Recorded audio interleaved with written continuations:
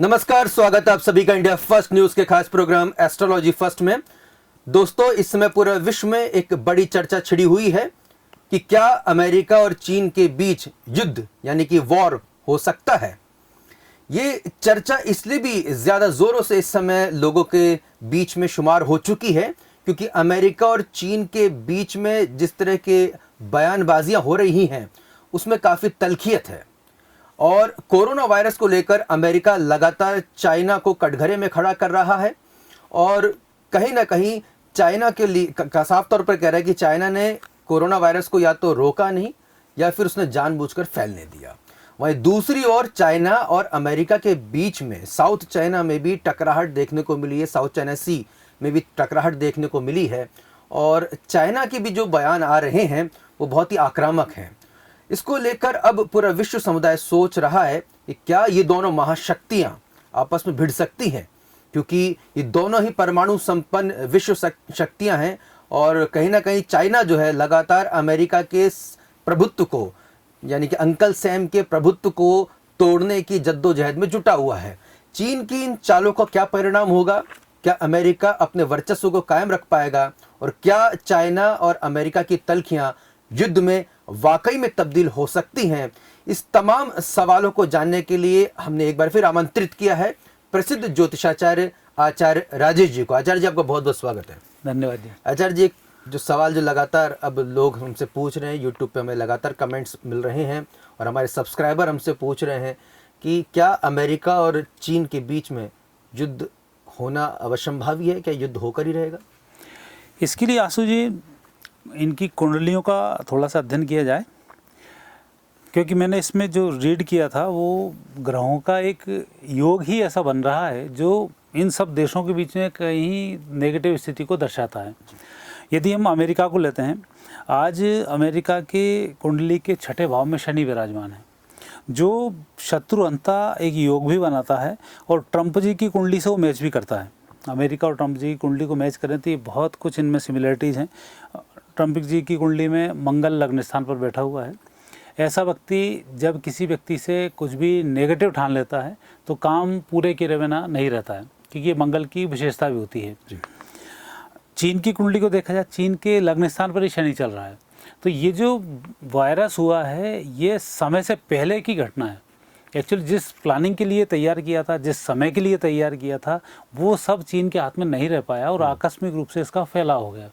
तो उतनी तैयारी जिसको करनी थी वो वहाँ नहीं हुआ। दूसरा, शी जिनपिंग जी की जो कुंडली है ये सिंह लग्न की कुंडली है। इस कुंडली में भी जो ग्रह हैं, शनि इनका दूसरे स्थान पर है, केतु चंद्र इनका 12वें स्थान पर है। ऐसा व्यक्ति बहुत संघर्ष के बाद किसी बड़े पद को प्राप्त करता है। लेकिन इस कुंडली में यह भी है कि जिस पद को ये व्यक्ति प्राप्त कर लेता है वो पद भी हट जाता है। कहने का तात्पर्य यह है कि यदि अपन कम्युनिस्ट के देशों को देखा जाए तो कम्युनिज्म वहाँ पर ख़त्म होने की स्थिति में है इन कुंडली के बाद में, क्योंकि इसमें सूर्य, मंगल और बुध तीन ग्रह जिनपिंग जी के ऐसे हैं कि ये दूसरे लोगों के माध्यम से इनको उकसाएंगे और ये मजबूरी में इनको निर्णय लेना पड़ेगा। अर्थात जो लोग इनका चयन करते हैं राष्ट्रपति बनाने का, जो प्रधानमंत्री बनाने का, वही कमेटी इनके लिए थोड़ा सा आगे बढ़ाएगी इस को अटैक करने के लिए, अमेरिका के लिए। और अभी जो परिस्थिति है उस परिस्थिति में ट्रंप की कुंडली बताती है आज चुनाव नवंबर में इनके होने हैं और वर्तमान की जो परिस्थिति बन रही है उसमें इनके ग्राफ की स्थिति बहुत अच्छी नहीं है, क्योंकि गुरु मंगल जो एक अग्रेसिव होकर लोगों को फ़ायदा देते हैं, ये उतना फ़ायदा इनको नहीं मिल पा रहा है। तो सबसे बड़ा फ़ायदा इनको ये कि यदि चुनाव जीतना है तो कोई ना कोई एक नया काम इनको करना पड़ेगा और उसमें इनको लाभ मिलेगा। ये दर्शाता है इनका केतु। करना पड़ेगा कि यदि बात करते हैं तो फिर इनका मंगल सक्रिय होता है और मंगल की बात करते हैं तो मारकाट में सक्रिय होता है, क्योंकि मंगल चुपचाप से वाक युद्ध नहीं कराता है। बुध होते, मंगल होते, सूर्य बुध होता है तो वाक युद्ध होता और शांति होकर चली जाती। तो वहाँ ट्रंप की विशेष कुंडली देखते हैं तो ये बहुत अटैकिंग के मूड में है, मतलब इस चीज़ को झेलने के मूड में नहीं है। जिनपिंग जी की कुंडली देखते हैं, इनकी कुंडली में है कि ये खुद मूड में नहीं है लड़ने के, ये शांति के मूड में, लेकिन इनको लड़वाया जा रहा है। तो वहाँ स्थिति इनकी बनती है। अब जिनपिंग जी और चीन, चीन और ट्रम्प, यदि इन कुंडली को मिलाया जाए तो चीन की कुंडली में एक ऐसा महायोद्धा आएगा जो यहाँ पर लोकतंत्र को स्थापित करेगा। और वो जो योद्धा होगा वो ट्रम्प ही इसमें दिखाई देते हैं कि ट्रम्प के माध्यम से, कि सिंह लग्न का व्यक्ति कुछ नया करके जाता है तो वो यहाँ लोकतंत्र की स्थापना की शुरुआत कर जाएंगे। लोकतंत्र अभी ना आए ये एक अलग बात है, लेकिन वहाँ तक परिस्थिति विपरीत हो जाएगी। क्योंकि माओ के बाद चीन के जो राष्ट्रपति मौजूदा शी जिनपिंग वो सबसे ताकतवर बनकर उभरे हैं और उनके पास वो तक अधिकार आ चुके हैं कि वो चाहें तो जीवन भर राष्ट्रपति रह सकते हैं। मतलब माओ के बाद सबसे ताकतवर चीनी राष्ट्रपति जो अगर बने हैं या नेता जिसे कहते हैं वो शी जिनपिंग बन चुके हैं चाइना के लिए। हाँ, इसमें आशु जी, इसमें कुंडली से भी अलग हटके एक बात फिर करनी होती है कि जब प्रकृति कुछ परिवर्तन करती है तो फिर प्रकृति ही करती है। आज अब जो समय है लोकतंत्रों का समय है, अब आपकी व्यक्तिगत राजे रजवाड़ों का समय नहीं है और ज़िंदगी भर के लिए आप बन गए, इसका मतलब आप एक राजा हो गए। वो कुंडली के योग देखते हैं जिनपिंग जी के, ये पूर्णतः राजा बनने की योग नहीं है। और अभी इनका वैसे भी समय बहुत ठीक नहीं चल रहा है। ये समय 2019 जनवरी 19 से जून 2021 तक का जिनपिंग जी का समय बहुत अच्छा नहीं है। इसमें इनको बदनामी भी हाथ लगेगी, ये कहीं ना कहीं परेशान भी होंगे और इनकी स्थिति बिगड़ेगी। दूसरा, वहीं यदि चाइना की स्थिति देखते हैं तो 2021 तक, नवंबर 2021 तक गुरु में गुरु चलेगा, तब तक चाइना की व्यक्तिगत स्थिति भी ठीक नहीं है। मतलब उन्हें वहाँ आर्थिक रूप से लंबा नुकसान उठाना पड़ेगा, क्योंकि गुरु द्वादश भाव का स्वामी है जो धन खर्च कराता है। पराक्रम का स्वामी है तो वहाँ चंद्र बैठा हुआ है जो इन्हीं के गुरु को कमज़ोर कर रहा है। तो कुल मिलाकर स्थिति है कि एक तो इसके ऊपर बहुत सारे जो लोगों ने फाइनेंशियली केस डाले हुए हैं, हो सकता है उसमें कुछ फैसला अंतर्राष्ट्रीय कोर्ट क्या करती है, मेरे को बहुत आइडिया उसके ऑनलाइन है नहीं।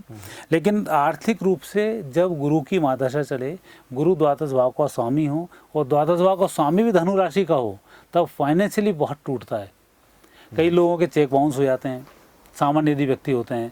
दूसरे व्यक्ति को किसी की जमानत दे देते हैं, जमानतदार भाग जाता है, फिर व्यक्ति जिसकी जमानत दी वो भाग गया, जमानतदार उसमें फंस जाता है। तो वो स्थिति अब चीन के साथ हो रही है कि गुरु अभी 9 अक्टूबर 2019 से 28 नवंबर 2021 तक इनके लिए नेगेटिव प्रभाव देंगे और ये फाइनेंशियली टूट जाएंगे। तो इस बेस पे मैंने ये कुंडली देखी है और ये कंक्लूजन पे मैं पहुंचा हूँ कि ये मामला बहुत आसान नहीं है और मामला ये गंभीर होगा। अब गंभीरता का अंदाज़ा कैसे हम लगाएं सामान्य अगर शब्दों में आचार्य जी कि युद्ध मतलब वाकई में जो सेनाएं आपस में भिड़ती है वैसा कोई युद्ध होगा अमेरिका चाइना के बीच में, या फिर सिर्फ एक आर्थिक नाकेबंदी होगी चाइना की? इसको देखते हैं तो इस कुंडली में फिर एक स्थिति अंतर्राष्ट्रीय लेवल पर आती है कि अभी जो कोरोना जिस तरीके से फैला है उस तरीके से फैलने में यूरोपियन जो कंट्रीज़ हैं, इन कंट्रीज़ों में जैसे जर्मनी है, ब्रिटेन है, फ्रांस है, ऑस्ट्रेलिया है। अभी की स्थिति जो संदिग्ध है फ्रांस की है और रूस की है। यदि सब इकट्ठे होकर चीन पर अटैक करेंगे तो चीन के लिए काफ़ी नुकसान पहुंचाएंगे। इनके कुंडलियों को, अर्थात मैं बात कर रहा हूँ जर्मनी की, ब्रिटेन की, फ्रांस की, ऑस्ट्रेलिया की, इस कुंडली को हम अमेरिका के साथ कंपेयर करते हैं। तो वहाँ पर सबसे पहला जो ब्रिटेन का एक प्रभाव है व्यक्तिगत, वो प्रभाव से ये लोगों को जोड़ने में सक्सेस होंगे। मतलब ब्रिटेन का काम इसमें होगा एक धागे की तरह लोगों को जोड़कर अपनी बात को प्रेषित करने का काम। तो ये काम करेंगे क्योंकि उनका शनि लग्न स्थान पर है और शनि की पोजीशन पराक्रम पर, तो ऐसे व्यक्ति अपनी कूटनीति को चलाना शुरू करेगा क्योंकि वर्तमान समय में उनकी स्थिति बहुत ठीक नहीं है, तो वो भी इस काम को करेंगे। दूसरा फ्रांस को लेते हैं। फ्रांस का आज मंगल है और अभी की जो शनि की स्थिति है ये खुद ही वहाँ पर इस्लाम से परेशान है फ्रांस, उसको भी कुछ एक नए निर्णय करने हैं। और टेक्नोलॉजी के क्षेत्र में भी उसका मंगल, गुरु और शनि है, ये उसको टेक्नोलॉजी क्षेत्र में भी लगातार आगे बढ़ा रहा है। इनके संबंध को, मतलब फ्रांस के जो संबंध हैं उनको अमेरिका से यदि जोड़ता हूँ तो वहाँ पर अमेरिका और फ्रांस की ट्यूनिंग फ्रांस और रूस की तुलना में ज़्यादा अच्छी है। अच्छा। अर्थात रूस फ्रांस में कम कॉम्बिनेशन आता है और अमेरिका से इसका कॉम्बिनेशन अच्छा आता है। फ्रांस के जो संबंध हैं चीन के साथ, उस संबंधों में शनि और मंगल इसमें विवाद बनाएंगे और उसके पीछे कारण ये है कि अभी जो चीन की जिस तरीके की पॉलिसी चली है, ये इस्लाम के लोगों को साथ लो बाकी लोगों से टकराने की स्थिति में आ जाओ, ये चल रहा है। क्योंकि इसमें हुआ ये कि शनि और मंगल सप्तम भाव में इनके बैठे हुए हैं, तो ये जो स्थिति बनवाते हैं चीन की, वो अपने आप को अब सर्वे सर्वा बनाने के लिए प्रयास कर रहा है और उस पर कोई अटैक ना कर पाए, उसकी वो एक व्यवस्थाओं में है। ये व्यवस्थापक ग्रह एक चक्रव्यूह बनता है, चक्रव्यूह की जो रचना होती है, उस रचना के बाद व्यक्ति अपने युद्ध को लड़ता है ताकि दूसरे लोगों को नुकसान हो, मुझे कम नुकसान हो। अब इस चक्रव्यूह की बात करते हैं और चक्रव्यूह को इन कुंडलियों में देखते हैं जी। तो वहाँ पर रूस की जो कुंडली है कि रूस आज पूरी दुनिया में पहले बिखरा हुआ था, अब अपने आप को अकेला करने में लगे हुए हैं जी। तो एक वो अपनी स्थिति में आएंगे। जर्मनी को देखते हैं, जर्मनी टेक्नोलॉजी को डेवलप करने में लगा हुआ है, मतलब उसका एक अभी जो दुनिया की तरफ विजन है वो टेक्नोलॉजी डेवलप करने का है। ऑस्ट्रेलिया को देखते हैं, ऑस्ट्रेलिया सेफ है लेकिन वो उस परिस्थिति में जबकि यूरोप की स्थिति बन जाए एक होने की, तो फिर वो यूरोप को एक होने में मदद करेगा। ओके। तो वहाँ पर अब स्थिति इसमें यह बनी है कि यूरोपियन जो कंट्रीज़ हैं उन कंट्रीज़ के ग्रह योग आपस में मैच कर रहे हैं जी। इसमें कोई भी एक चिनगारी छोटी सी लेके घूमा और सही तरीके से काउंसलिंग कर दी तो चीन के लिए निश्चित रूप से बहुत बड़ा घातक होगा और उसकी तैयारी मुझे दिखता है ट्रंप कर रहे हैं जो उनके ग्रह योग बतलाते हैं। आपने तो गजब का विश्लेषण किया आचार्य जी सभी की कुंडली बनाकर, और मुझे लगता है कि वो हमारे दर्शक जो अक्सर ज्योतिषीय गणना के आधार पर रिसर्च चाहते हैं उनके काफ़ी आपने जिज्ञासाओं को शांत किया है। लेकिन अब हम सामान्य लोगों की दृष्टि से एक सवाल पूछते हैं कि क्या ये युद्ध होगा, और अगर होता है तो फिर किस तरफ का होगा, इसके परिणाम क्या होंगे ज्योतिषी गणना के आधार पर, और अगर नहीं होता है तो आर्थिक तौर पर चीन किस कदर उसकी नाकेबंदी हो जाएगी, और इस सब चीज़ों में भारत की क्या भूमिका होगी। इन सब चीज़ों में देखो युद्ध की एक बात करते हैं, उसमें सबसे बड़ा परिणाम निकल के जो आएगा वो आएगा चीन में लोकतंत्र की स्थापना। पहले प्रश्न का उत्तर आपका, चीन में लोकतंत्र अब बहुत जल्दी 2-3 साल के अंदर आने को है। ये कम्युनिज्म अब इनका 2025 से ज़्यादा अब नहीं चल पाएगा जी। तो पहली स्थिति, लोकतंत्र आने में सरकार को कमज़ोर करना होता है, जो लोग शासन कर रहे हैं उनको कमज़ोर करना होता है। इस युद्ध के माध्यम से ये सब लोग कमज़ोर होंगे और परिस्थिति ठीक होगी। अब शासन को कमज़ोर करने के 2 तरीके हैं, आर्थिक रूप से तोड़ दिया जाए, जनता में विद्रोह फैला दिया जाए। तो उस तरफ यदि देखते हैं तो वहाँ अमेरिका यूरोप को लेकर सफल हो रहा है कि इनके यहाँ पर विद्रोह करा दिया जाए और ये खुद ही उस सम्मेलन से उलझते रहेंगे। दूसरा, अमेरिका की जो स्थिति है उसका शनि, जो चीन का जो शनि है ये टकराहट में है। अब अमेरिका के माध्यम से और यूरोप के 3 देशों का और भी है जिनके शनि बहुत अच्छे हैं, फ्रांस का भी शनि अच्छा है, ब्रिटेन का भी शनि अच्छा है। ये तीनों मिलकर चाइना को आर्थिक रूप से तोड़ेंगे। तो आर्थिक रूप से टूटने के बाद भी स्थिति बहुत कुछ बिगड़ जाती है। वहाँ पर भारत और यदि आप इनको कंपेयर करते हैं तो भारत को इसमें फ़ायदा होने वाला है। हालांकि भारत का भी पाकिस्तान से युद्ध संभावित है और होगा उसी समय ये सब संभावना, सब नवंबर से पहले की संभावना, नवंबर से पहले 2020 नवंबर से पहले ये पूरा घटनाक्रम होगा। तो ये जो स्थिति इसमें बन रही है, अब मैं इसका एक स्पष्ट उत्तर आपको यहाँ 2 शब्दों में इसलिए नहीं दे पा रहा हूँ कि एक आर्थिक रूप से देश को तोड़ देना, जनता में विद्रोह फैला देना, लोकतंत्र की स्थापना कर देना, ये कुंडली बहुत साफ बात कर रही है। अब लोकतंत्र की स्थापना कैसे होगी, युद्ध के माध्यम से आर्थिक रूप से तोड़ देंगे या आर्थिक रूप से लोग इससे संबंध ही खत्म कर लेंगे और यह संयुक्त राष्ट्र से इसको बाहर कर देंगे, जो सुरक्षा परिषद के उससे इसको बाहर कर देंगे। तो ये जो स्थिति बन रही है ये नेगेटिव बन रही है और इन सब में से कोई एक घटनाक्रम घटेगा। सुरक्षा परिषद से बाहर करना भी एक है कि आपने इनके ऊपर अटैक कर दिया कि वही सुरक्षा से संबंधित काम ही होता है, वो वहाँ भारत की एंट्री हो जाएगी। तो वहाँ से बाहर कर देना, आर्थिक रूप से इसको मोर्चे पर तोड़ देना, जनता में विद्रोह फैला देना, तो ये भी सेना के एक हिस्से होते हैं छद्म युद्ध के। तो इनमें से कौन सा युद्ध इसके साथ आएगा उसके बारे में बहुत क्लियर इसमें नहीं आ पा रहा है, लेकिन आर्थिक रूप से बहुत ज़बरदस्त टूट जाएगा, ये कुंडली इनकी बता रही है। और इसी घटना के बाद ट्रंप जी की स्थिति में सुधार आना शुरू हो जाएगा और उनको लाभ मिल जाएगा, मतलब उनका चुनाव में जीतने की संभावना बढ़ जाएगी, क्योंकि अभी उनका ग्राफ जो है वो तेजी से डाउन जा रहा है। तो हमारे जो अमेरिका के जो दर्शक है जो लगातार पूछ रहे थे कि भाई क्या होने वाला है, तो आचार्य जी बता रहे हैं कि आने वाले समय में ट्रंप का जो ग्राफ है वो तेजी से ऊपर उठेगा और कहीं ना कहीं संभावना है वो ये बता रहे हैं कि चाइना को बहुत बड़ा आर्थिक तौर पर चाइना जो है टूटेगा और और बड़ी बात, जो सबसे बड़ी बात अंडरलाइन कर रहे हैं यहाँ पे आचार्य जी, वो ये कि जो कम्युनिस्ट कल्चर है चाइना का, लंबे समय से कम्युनिज्म जो है वो कहीं ना कहीं खत्म हो जाएगा, उसकी जगह डेमोक्रेटिक स्ट्रक्चर वहाँ पर खड़ा होगा। ये बड़ी बात है, क्योंकि इसका होने का मतलब ये है कि जो बरसों पुरानी, दशकों पुरानी जो एक बेस है चाइना का, वो डेमोक्रेटिक फॉर्मेट में आएगा, जो कि अपने आप में एक बड़ी घटना होगी।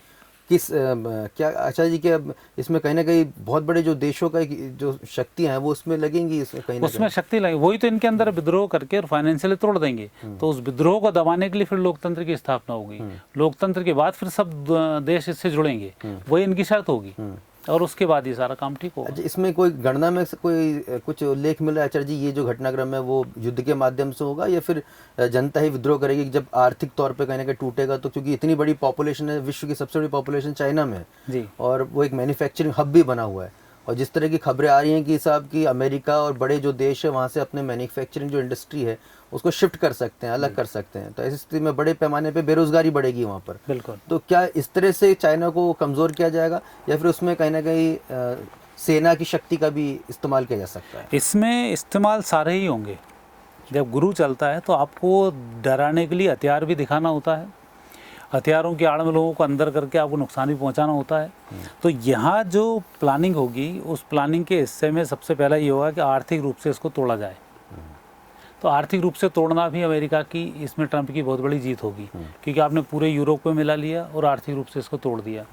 आर्थिक रूप से तोड़ना और लगातार फिर दबाव भी बनाना सुरक्षा परिषद से बाहर करने के बाद कि आपकी एंट्री की फिर शर्तें हो जाएंगी, उस शर्तों में लोकतंत्र आएगा और फिर वहाँ जनता में विद्रोह रहेगा। जनता विद्रोह आज तो है वहाँ, लेकिन चूंकि ये दबा देते हैं इसलिए विद्रोह सामने नहीं आ पाता है, तो वो विद्रोह उभर के सामने आ जाएगा। तो चीन की अभी जो स्थिति बहुत सामान्य 2025 तक नहीं है, 9 अक्टूबर 2019 से तो ये विद्रोह देखने को मिलेगा और निश्चित रूप से लोकतंत्र की वहाँ पर स्थापना होगी।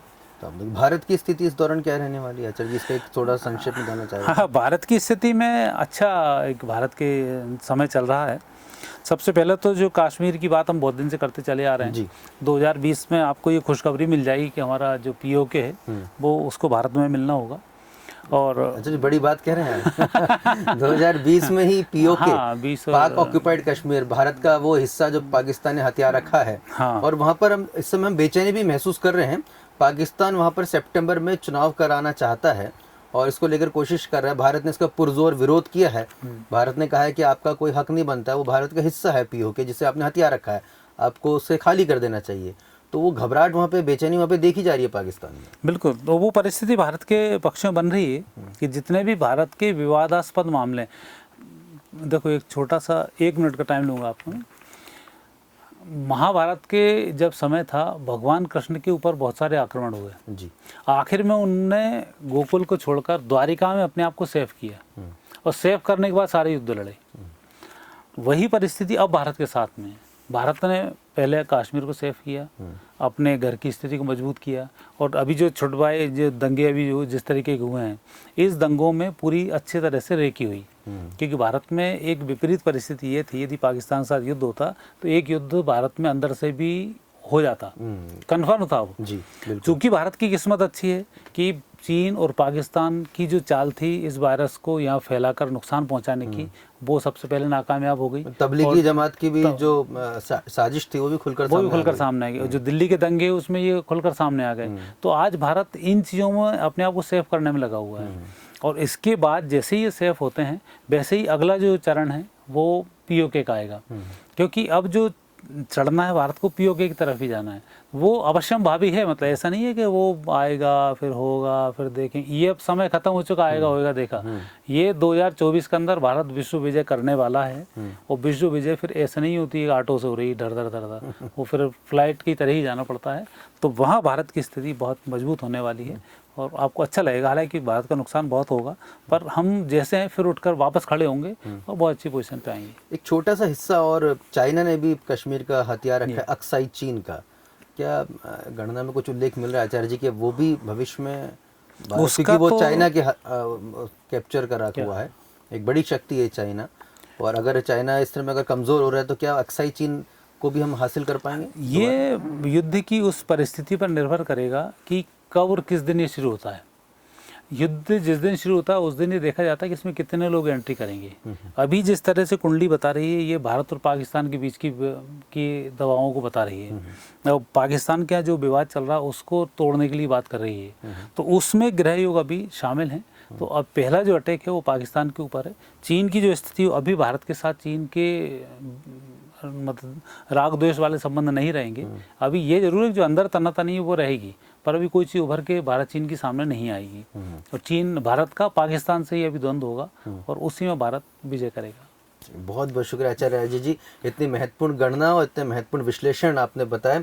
तो दर्शकों, आप जो जानना चाहते थे कि क्या अमेरिका और चीन की टकराहट बढ़ेगी, तो इसका उत्तर हाँ में आ रहा है।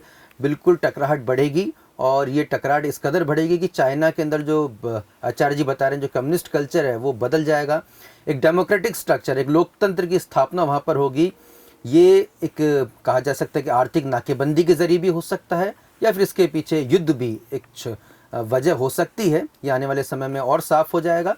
अमेरिका का साथ यूरोप के कई देश देंगे जो काफ़ी ताकतवर मुल्क हैं। ब्रिटेन, जर्मनी, फ्रांस और ऑस्ट्रेलिया भी उसमें महत्वपूर्ण भूमिका निभाएगा। आचार्य जी ने यह भी बताया कि ब्रिटेन की जो कूटनीति है, कूटनीतिक तौर पर ब्रिटेन एक बहुत बड़ी भूमिका इस दौरान निभाएगा। लेकिन साथ ही साथ आचार्य जी खासतौर पर भारत के दर्शकों के लिए उन्होंने बताया कि इस दौरान भारत के भी संबंध पाकिस्तान से बहुत ज़्यादा जो है कहा जा सकता है कि टकराहट करेंगे, लगभग युद्ध की स्थिति बनेगी। और आचार्य जी यहाँ पर भारतवासियों के लिए खुशखबरी भी दे रहे हैं कि साल 2020 में ही पाकिस्तान के द्वारा हत्याया गया हमारा POK, जहाँ पर वही POK जहाँ पर शारदा विद्यापीठ, मतलब कहा जा सकता है कि हज़ारों साल पुराना जो शारदा विद्यापीठ मौजूद है, जिससे वहाँ पर आतंकवादियों ने खंडर बना दिया है, वो भारत के नक्शे का ही नहीं भारत की संस्कृति का एक बार फिर हिस्सा बन जाएगा। हम उम्मीद करते हैं कि ये तमाम जो चीज़ें हों उसमें कम से कम जनहानि हो, उसमें विश्व समुदाय जो है कहीं ना कहीं एक प्रोग्रेसिव थॉट्स के साथ आगे बढ़े और जितना कम विभीषिका हो उसकी हम यहाँ पर आशा करते हैं। लेकिन ज्योतिषीय गणना कहीं ना कहीं आने वाले समय के लिए आपको सतर्क करती है, संकेत देती है। उम्मीद है आपको हमारी ये गणना पसंद आई होगी और आचार्य राजेश जी से आप उनके नंबर पे कांटेक्ट कर सकते हैं जो कि लगातार स्क्रीन पर फ्लैश हो रहा है। आपके यूट्यूब पर भी आपके कमेंट्स का हमें इंतज़ार रहेगा और हम ये भी जानने की कोशिश करेंगे कि आखिर आप हमसे और क्या जिज्ञासा रखते हैं और क्या जानना चाहते हैं। इसी शुभकामना के साथ आप हमारे चैनल को ज़रूर सब्सक्राइब कीजिएगा। अपने दोस्त आशुतोष और आचार्य राजेश जी को दीजिए इजाज़त। नमस्कार। मुद्दों पर सीधी बात, आक्रामक अंदाज, आकर्षक ग्राफिक्स, पब्लिक की आवाज। सोशल मीडिया न्यूज में सबसे भरोसेमंद नाम, इंडिया फर्स्ट न्यूज। अंतर्राष्ट्रीय सर्च इंजन गूगल ने भी सराहा। लाखों दर्शकों की बना आवाज, इंडिया फर्स्ट न्यूज। सभी दर्शकों का बहुत बहुत शुक्रिया। Subscribe now. India first news, mission for the nation.